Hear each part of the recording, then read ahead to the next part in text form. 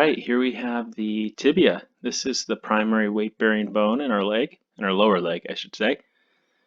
There's the fibula right here as well, you can see, but this is more of a muscle attachment strut.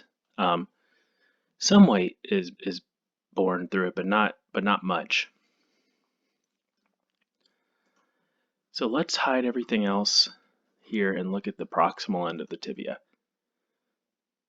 All right, so you can see these two very large plateaus up top, and they're resting on two large structures called the condyles. So we have the medial and lateral condyle.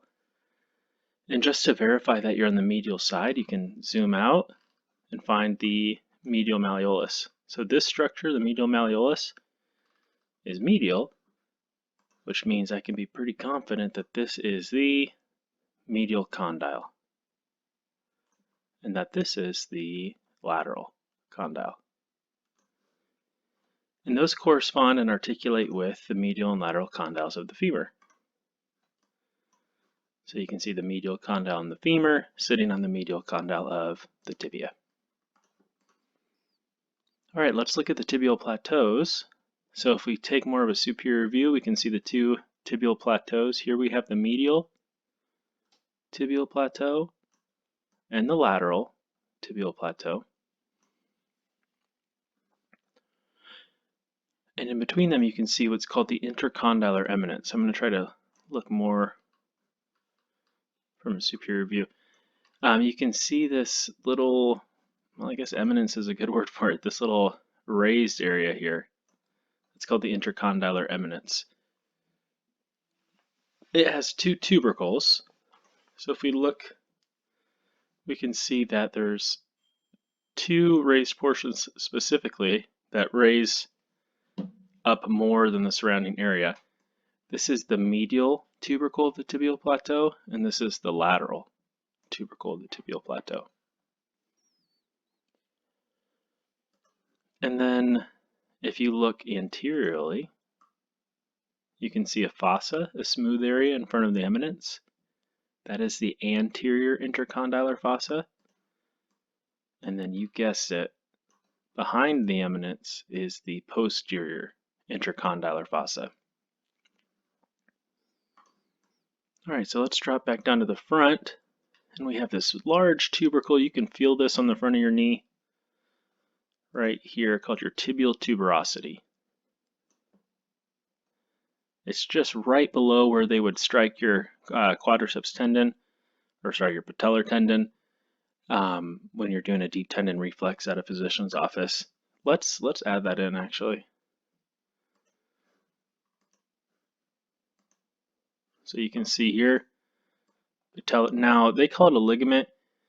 There's a debate if it's a ligament or a tendon. I personally feel it's a tendon because this patella is inside of the tendon. It's not a link between this tendon and this ligament. Anyway, that's inside baseball, sorry. But there's some discrepancy. This is called the quadriceps tendon, and then there's some debate whether this is a patellar ligament or a patellar tendon, but neither here nor there. So let's go back to just the tibia. So we had the fibular facet next, and it's always important to keep in mind where's the lateral side and where's the medial side. So again, here's the medial malleolus, so I know this is the lateral side. And there it is, the fibular facet.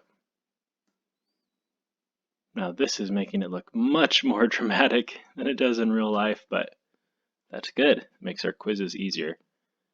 It's not usually quite that pronounced, but so that's the site of articulation with the fibula. So if I bring the fibula back, I suspect, yep, it'll articulate right there. All right. The next structure is the popliteal area. If you remember, the femur had the popliteal surface right here. The popliteal area is right here on the tibia. So it's just a smooth area on the back of both bones. Remember, surface on the femur, area on the tibia. I've never actually thought of a good way to remember those. I suppose you could say surface has an S, so that means superior. A, there's a tibia in A, or sorry, there's an A in tibia. So the tibia has the area. Whatever you decide, just remember surface, popliteal surface on the femur, popliteal area on the tibia. All right, soleal line is our next structure. Soleal line is almost never this pronounced, but hey, we'll take it. And it's right there. It's the soleal line. Groove for semimembranosus. Groove for semimembranosus is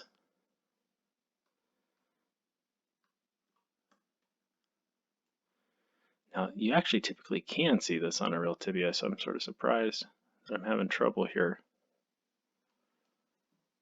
But that's okay. It's just a model, so we'll just put it in. There's a groove right there. That's called groove for semimembranosus. Our next structure is Gerdy's tubercle. So with any luck, we will be able to see that. And it appears we're not having any luck, but it would be right here on the lateral side, Gerdy's tubercle.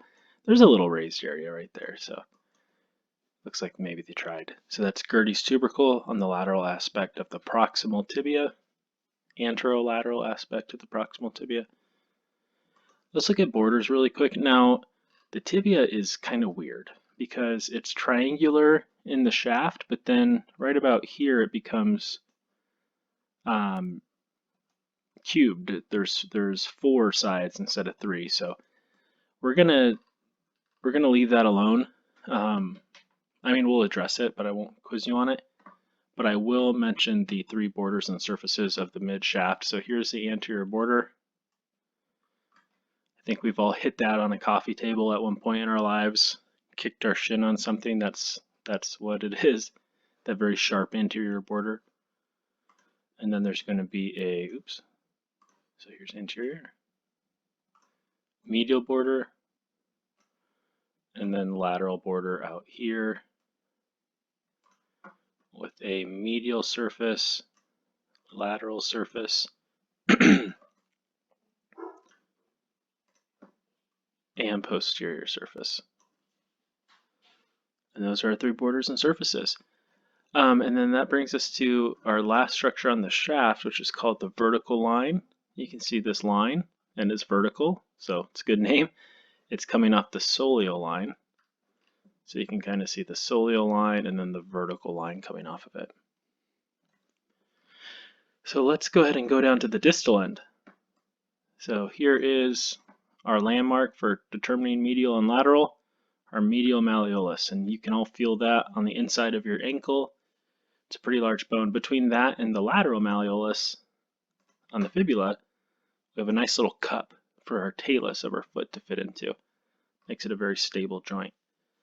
Anyway, that is the medial malleolus right there. Now we have 5 surfaces, which I won't quiz you on, but you can see there's an anterior, medial, posterior, and lateral surface, in addition to an inferior surface. So on the notes on anponline.com, you can see there's a little section that says 5 surfaces. So it's doesn't hurt to know, but I'm not going to quiz you on that. Fibular notch. So if you remember, the fibular facet was up here. That's for the superior articulation. But there's an inferior articulation as well. And it kind of has a notch shape to it. It's not super pronounced here, but you can sort of see it's, kind of curved in like a notch. So they've been nice enough to change the appearance of the articular surface for us. So there it is, fibular notch. And then lastly, we have the medial malleolar facet. So we'll remove the talus. And right here is the medial malleolar facet. So it's the inside of the medial malleolus. And that's it for the tibia. Pretty easy, I hope. Thanks, guys.